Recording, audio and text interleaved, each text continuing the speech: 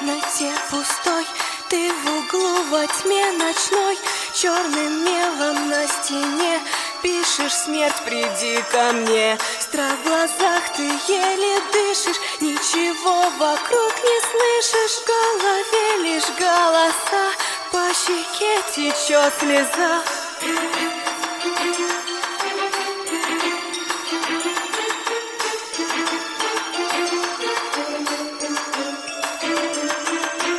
В чужой стране теперь, и тебе открылась дверь в мир, где души обитают, медленно тебя сжирают. Ты боишься, ты бежишь прочь от тех, с кем говоришь, и твои глаза пустые.